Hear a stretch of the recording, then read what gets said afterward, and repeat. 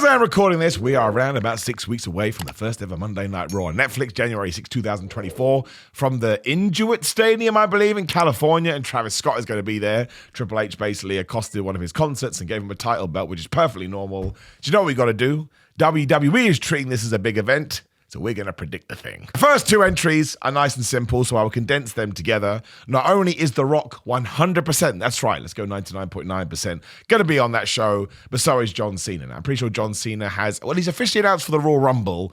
He has to be on the Netflix show as well, otherwise it would be crazy. And The Rock is going to be on that too. And if you want them to look at each other and do a thing, that's fine. But they're not going to interact other than that, right? The Rock's going to be doing bloodline stuff, maybe even setting up our match for WrestleMania, which could be him versus Cody versus Roman Reigns, which I think they will do, because I think it just serves The Rock better if you have somebody else in there, different video for a different day.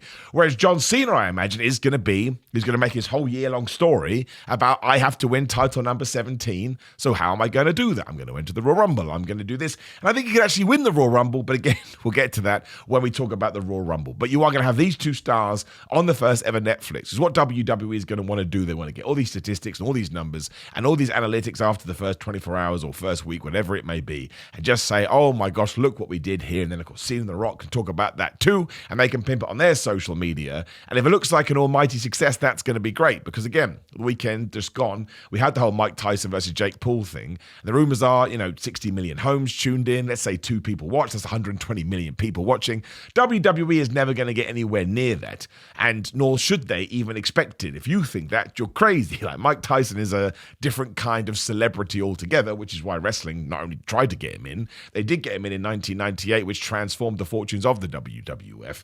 But you just want to go out there and send out the best number possible, because it's going to be completely different, right? It's not going to be a Nelson thing, and it's not going to be a ratings thing. There'll be similarities there, but you're going to get it delivered to you in a totally different way. So they're my predictions. That John Cena says he's getting into the Rumble to win his 17th title, and The Rock will probably kill Cody Rhodes and whip him outside of a bus and make him bleed, and then yell at his mum. I mean, that's mostly what he did last year. Why wouldn't he do it again? Speaking of Cody Rhodes, this may actually tie in. Maybe The Rock does do something. I think he's going to have a title match on this show. Now, he's not going to lose a championship belt, although I am going to change one title when we get to the number 1 entry on this list.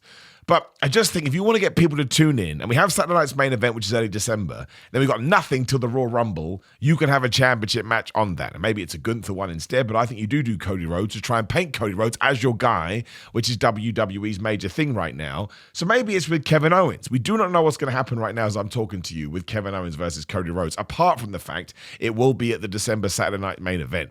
And if you do have a big show that you're treating as a pay-per-view 1 month after that, I think that there's something in it, and I'm not advocating for a dumb finish here, but if you can come up with a finish that then justifies a stipulation or a hardcore match or a Falls Count Anywhere match or a Charlie the Chair match, whatever it may be, I just think those kind of plunder matches, as they are called, do draw more people in. And if WWE is thinking, maybe we get a bunch of casuals or a bunch of Netflix people tuning into this, how can we entertain them as much as possible? You introduce them to one of your biggest stars, and you let him and Kevin Owens, and again, Kevin Owens, the modern day GOAT as far as I'm concerned, just kick the crap out of each other as they would do on pay-per-view. I think you're probably going to keep a lot of people around for a lot longer, even more so, because what do I have written down underneath that?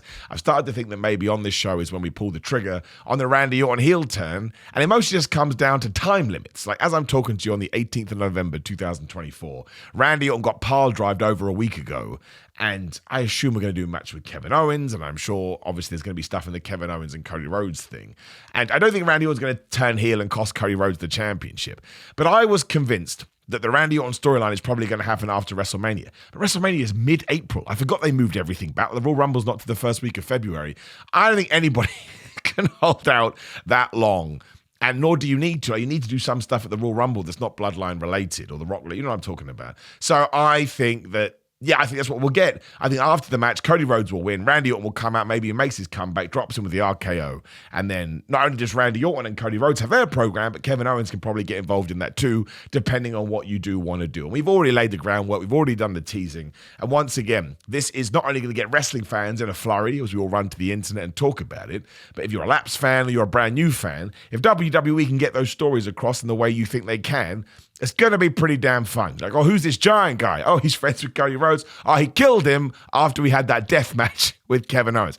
I think that'd be quite fun. And I think WWE is going to pull out all the stops for this because, again, the more people they can rope into that first show, the more people that may stay around and the better numbers they can promote. I also think you're going to have a Roman Reigns match on that show for exactly the same reason, so just do the Solo Sikoa match there. Roman keeps talking about the fact that's the match that he wants. You could do it on Saturday Night's Main Event, but I think by now we'd probably get a hint at that. We have to get our other side of Survivor Series first, Bloodline versus Bloodline. You can set it up there and you can say, hey ho, in about 5 weeks, whatever it may be, we're doing Roman versus Solo. I love Solo Sikoa. I think his new take on the character has made it way more entertaining, and we should have been doing this for a while. Although maybe actually not doing it helps it because now he can grow as a performer. Of course, Roman Reigns will win. Of course, Roman Reigns will have some kind of interaction with The Rock, but that's probably where The Rock comes out after that, right? It's probably how the show even ends, and we got the Randy Orton heel turn. But the point is, you're not going to outdo The Rock. He's going to be in the main event. But you could easily end the first ever Raw on Netflix with Roman Reigns spearing Solo. 1, 2, 3. The rest of the Bloodline doing their stuff like they do. And then The Rock comes out again, does the weird stuff with his fingers. And then you're like, is he going after Roman? But before he's talking about Cody. I'm convinced now if The Rock is able to work WrestleMania, he's going to do the triple threat match. I understand there's more worth in doing Rock versus Cody than Rock versus Roman. But if the Rock schedule is that busy, is he going to be able to do a SummerSlam? Does he want to go at WrestleMania 42? I just think there's too many question marks. Whereas if you do know, okay, we've got him for April 2025, just lock it down and get the triple threat done. And it's still going to be pretty amazing. And in terms of marquee, I don't think you can get bigger than that. So yeah, you get Solo versus Roman. Roman finally beats him, sort of takes his place, the Tribal Chief again, before the real Tribal Chief comes out and says, ha, I've been behind the Bloodline 2.0 all along. And of course, we're going to have to do something with the World Heavyweight Championship. And the rumor for ages was that at the Survivor Series, it was going to be CM Punk versus Gunther. And then obviously Damian Priest took that spot.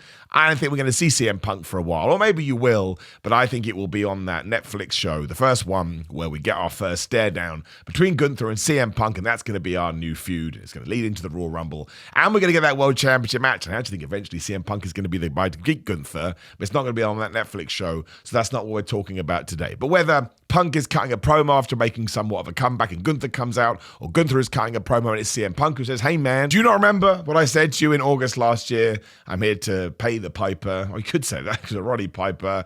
And you start that feud. So once again, not only have we included our big megastars, but we've got both our WWE title and our World Championship. And of course, we are going to cross the streams. I know the brand split, but that is not anything WWE is going to care about on the first ever Netflix show. And I'm down for this. I want to see CM Punk versus Gunther. And there is a side of me that wants CM Punk to win because I don't think Gunther needs to go on another crazy reign like he did with the Intercontinental title. I already think he's established.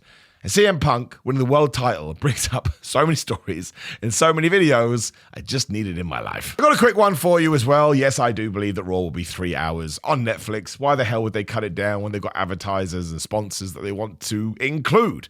And we're not going to get adverts per se because it is Netflix, but I saw what they did with Tyson versus Jake Paul. 3 hours just allows them to add more stuff in. I think SmackDown's going to go 3 hours as well. Again, we don't need to talk about that. I like it for the performers because it gives them more opportunities to shine. But as a wrestling fan, I've talked about this in all my videos, so I'll just leave it there and move on. 2 hours for both is absolutely the best. And I think we could get 2 returns. Now, we are playing with fire here because The Rock's going to be on the show and John Cena's going to be on the show. You don't want anyone to feel lesser than. But I don't think WWE is going to see it that way. I think WWE is going to see it like, man, we just want to fire a biggest news cannon ever. We want headlines all over the place and headlines from this website and that website, and certain people are going to gravitate towards certain people. I think Becky Lynch is going to be on that show. I think a hiatus is going to be over, and I think she gets right into a feud. And I think there's an outside chance, I've got written down here, that Charlotte Flair gets on that show as well. Now, maybe you can do a tease between them, but I don't think they will feud. I think they'll go on one on Raw, one on SmackDown. Probably Charlotte to SmackDown, I imagine. But once again, not only does that freshen up the women's division, not only do I think it's probably going to lead to an IC women's title being released, because that US championship they do have on the blue brand has a tournament in it, and it's all SmackDown women, which I find very interesting. And I actually think Becky and Charlotte could be sort of moved into those positions as well. But once more, it just goes to show, yeah, sure, we focus on the men's division, but look what we have in the women's division as well. Again, at one point, back in, 2018, 19, 20, wherever it was. Becky Lynch was the biggest star in the world. You can't argue that. And Charlotte Flair has incredible presence when she comes out. She does carry herself like a star too. So if Charlotte Flair is good to go, and even if she's not, she can be on the show, doesn't have to get physical, and Becky Lynch wants to come back, I just think you end it. It's like when Tony Khan did the whole Adam Cole and Bryan Danielson on the same show. Just send people crazy. So when that first Netflix is over, you're like, this is like a Reddit post come to life, and now I'm super excited. And listen, you don't know who's going to be watching. So if you do have some people that don't really care about John Cena or The Rock, which seems unlikely, but you don't know, maybe it's Becky Lynch or maybe it's Charlotte Flair, you're just attacking everyone from every single angle,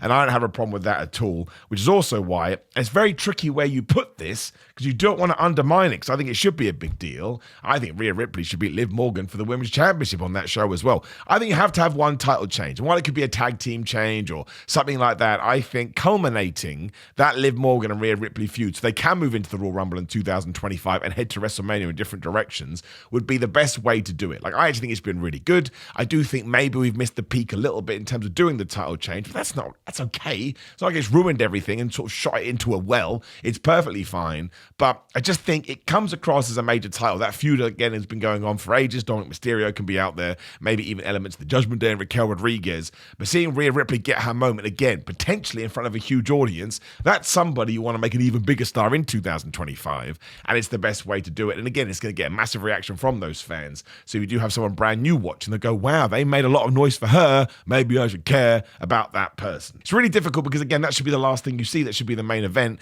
And if you do it at the end of hour 2, it does lose something, but it's a game of politics, very, very sadly. It is game playing to the massive degree. If you've got The Rock coming back, and you've got John Cena coming back, and you've got all these other things. I mean, I've overbooked the show there, to say the least. How you even get there in 3 hours? Like, when does Becky Lynch come out? You don't even know. But if Becky Lynch does come out and confronts maybe a Rhea Ripley after she wins, I mean, I wouldn't go back to that feud. But if she does confront someone that gets your intrigue up, once again, you're just going to want to tune in 7 days, and maybe you're going to want to tune into SmackDown as well, and that is the biggest thing that WWE is going to go and try and do. So yes, The Rock, John Cena, a Cody title match, the Randy Orton heel turn, Roman versus Solo, CM Punk stares down Gunther, a 3-hour show, the returns of Becky Lynch and Charlotte Flair, and Rhea Ripley winning the Women's Championship from Liv Morgan are things I am going to say are happening on the first ever episode of Monday Night Raw on Netflix. And don't forget, if you are in the UK and probably other areas in the world as well, it's now all on Netflix. Like, if you go on there right now, you can see SmackDown on there and NXT and the PLEs, pay-per-views. So it's very, very exciting. More importantly,